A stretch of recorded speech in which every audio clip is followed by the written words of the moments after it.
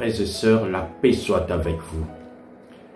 Nous célébrons aujourd'hui le 15e dimanche du temps ordinaire, l'année C. Et en ce dimanche, l'Église nous invite à méditer autour de la loi fondamentale, la loi de l'amour. Ce qui est le socle même de notre foi chrétienne, l'exigence évangélique. Déjà dans la première lecture à le livre des Deutéronomes, le Seigneur nous rappelle de revenir vers lui, d'écouter sa voix pour être plongé dans les commandements. Écoute la voix du Seigneur ton Dieu en observant ses commandements et ses décrets inscrits dans ses livres de la loi. Et reviens au Seigneur ton Dieu de tout ton cœur et de toute ton âme.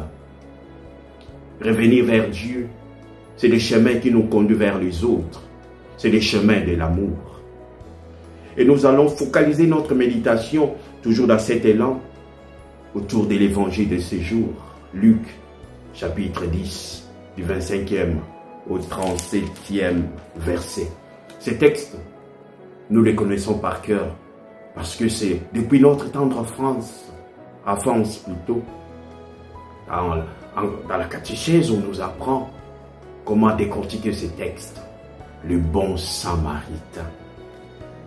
Et dans ce texte, nous allons essayer de nous poser deux questions fondamentales. La première question, c'est celle de ces docteurs de la loi qui posent la question à Jésus. C'était pour le piéger. Maître, que dois-je faire pour avoir la vie éternelle? Et la deuxième question que nous allons nous poser, c'est qui est mon prochain? Ou plutôt, de qui suis-je le prochain? En cette première question du légiste qui pose la question à Jésus, que dois-je faire pour avoir la vie éternelle? Pour le piéger, bien sûr, parce qu'il sait, c'est un docteur de la loi.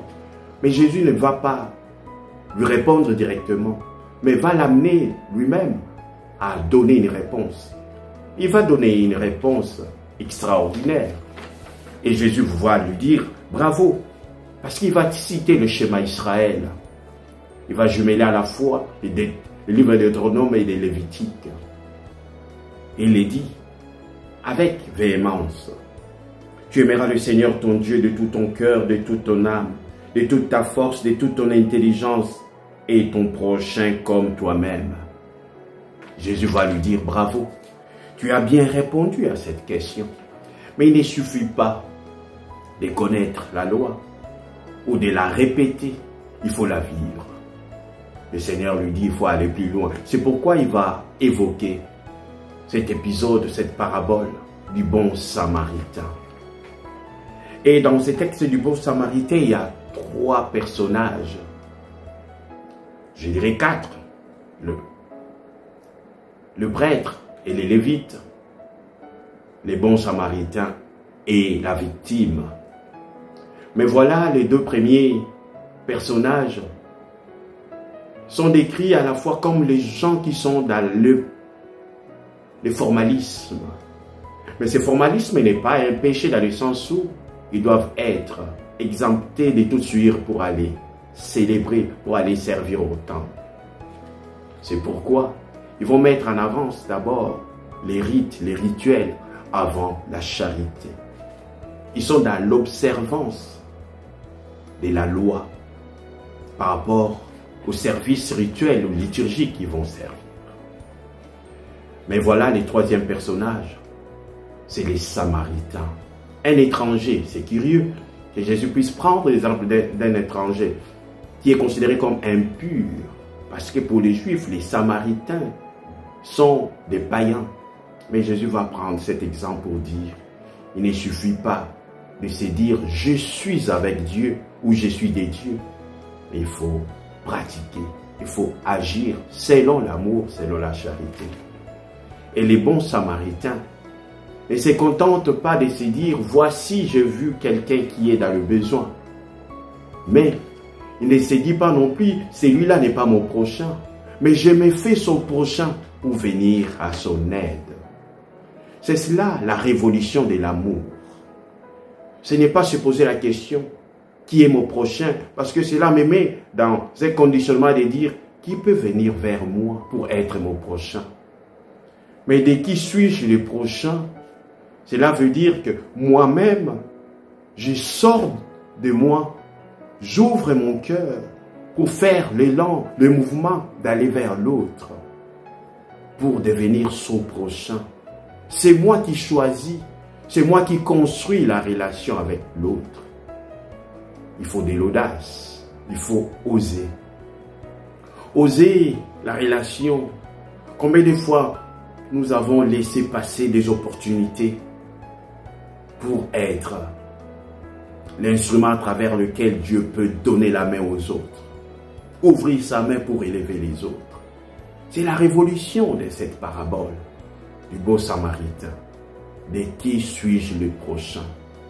Oser la relation, tendre la main à l'autre, n'est pas restreindre, je dirais, la fraternité par le simple fait d'appartenir à un groupe, à une communauté, mais faire partie de la grande fraternité universelle. C'est cela la leçon que le Seigneur veut nous donner. La charité, elle est universelle. Elle n'est pas circonscrite dans notre manière d'être en relation. Seulement nous contenter de nos petites communautés. Mais aller vers les autres, c'est avec lucidité, pas avec naïveté. C'est dire, oui, je suis capable de construire une relation avec les autres comme le Seigneur nous dit. Frères et sœurs, fais-le avec charité, avec lucidité, sans arrogance comme j'ai l'habitude de le dire.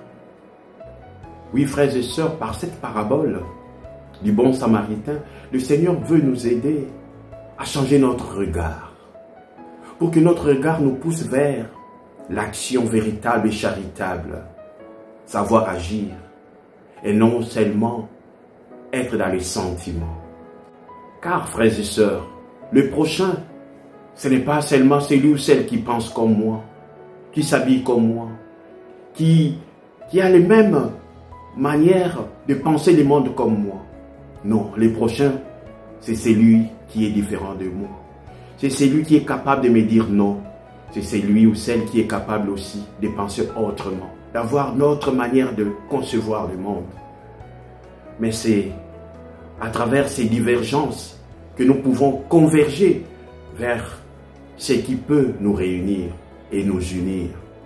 C'est cela les combats de la fraternité universelle.